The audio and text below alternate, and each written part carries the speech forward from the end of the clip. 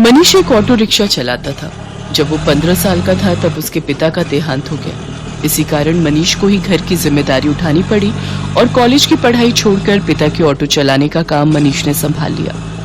मनीष की बड़ी बहन सुलेखा की शादी में जो उसके पिता ने कर्जा लिया था, उसे उतारने के लिए मनीष ने अपना घर भी बेच दिया और माँ के साथ किराए के घर में रहने लगा। मनीष की बड़ी बहन अपने ससुराल में खुश है। इस बात की उसे बहुत तसल्ली है। माँ, सुलेखा दीदी का मेरे मोबाइल पर फोन आया है, तुम बात कर लो, फिर मैं ऑटो लेकर काम पर निकलता हूँ। हेलो सुलेखा दीदी, ये लो माँ से बात करो।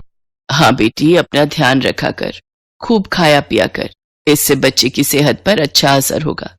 अब बस यही इच्छा है कि जल्दी से मैं नानी बन जाऊं और मनीष मामा। हाँ वो तो है, अब मामी कहलवाने वाली बस आ जाए तो मैं सुकून से तीर्थ यात्रा पर निकल जाऊंगी। नहीं नहीं, अपने नाती पोतों को खिलाकर ही तीर्थ यात्रा पर जाऊंगी। माँ, बस मनीष के लिए अच्छी सी लड़की ढूंढ लो जो घर संभाल ले। माँ, मुझे देर हो रही है, बाद में बात कर लेना। अच्छा सुलेखा, मैं तेरे से बाद में बात करती हूँ, मनीष को देर हो रही है। मनीष ऑटो लेकर काम पर निकलता है। उसे पहले ही बहुत देर हो चुकी थी, पर रास्ते में जाम भी बहुत था। वो सवारी का इंतजार कर रहा था, तभी उसका एक साथी जो उसकी तरह ऑटो चलाता था, वो किसी लड़की से झगड़ रहा था। अरे देखिए मैडम, ऐसा थोड़ी होता है? जब आपने मुझे यहाँ छोड़ने के लिए पैसे तय किए हैं तो चुपचाप मेरे पैसे दे दो ना। भैया, मैंने आपको बोला ना, मेरा पर्स रास्ते में कहीं गिर गया। मेरा मोबाइल फोन भी उसी में है और सारे पैसे भी। मेरा पर्स कहीं नहीं मिला। मैं तुम्हें बोल रही हूँ ना, मुझे अपना नंबर दे दो, मैं तुम्हारे नंबर पर पैसे भेज दूंगी। अभी मुझे देर हो रही है, मुझे सामने होटल में एक फंक्शन में पहुंचना है। क्या हुआ निरंजन, लड़ क्यों रहे हो सुबह सुबह? अरे देखना यार, सुबह सुबह पहली सवारी मिली और वो भी मुझे पैसे देने के लिए मना कर रही है।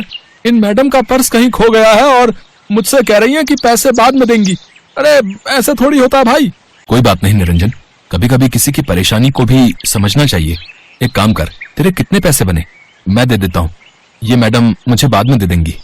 मनीष निरंजन को ऑटो के 200 रुपए दे देता है। Thank you so much. मेरा नाम अर्चना है, आप मुझे अपना नंबर दे दो, मैं आपके नंबर पर ऑनलाइन पेमेंट भेज दूंगी। बाकी अगर मुझे देर ना होती तो मैं आपको अभी पैसे दे देती। अब कोई बात नहीं मैम, ये लीजिए मेरा नंबर।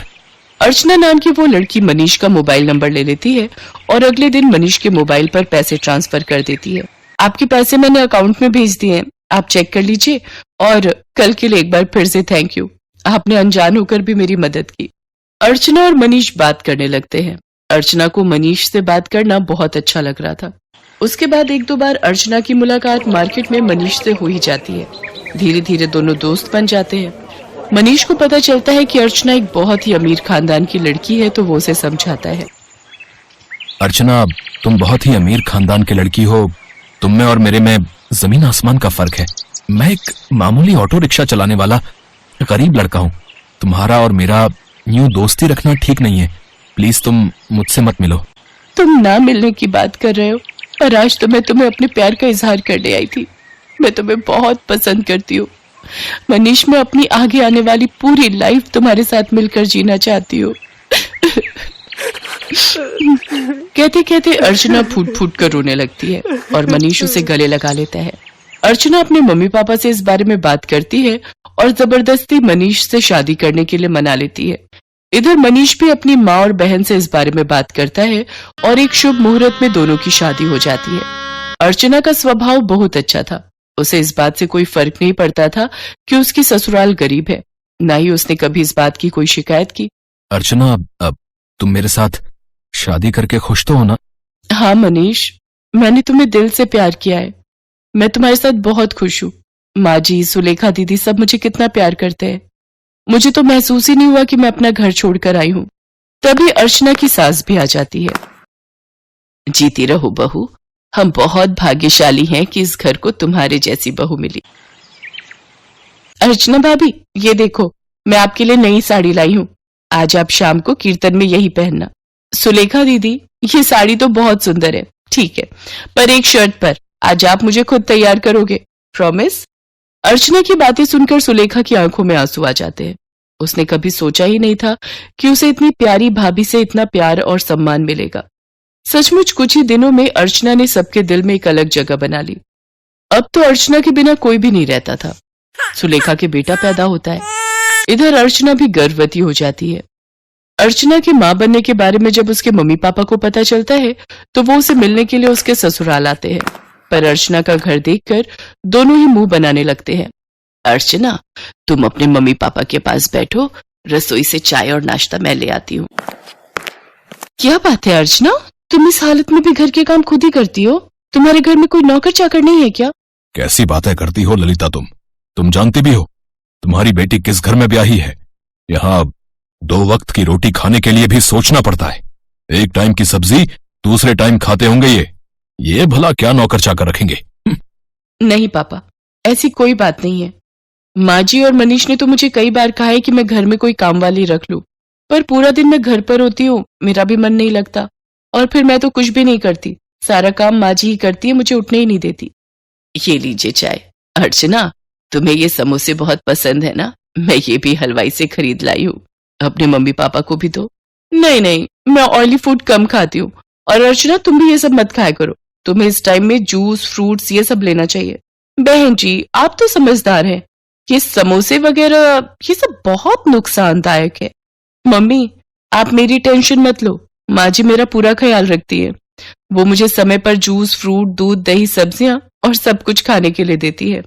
तभी अर्चना की ननद सुलेखा भी आ जाती है।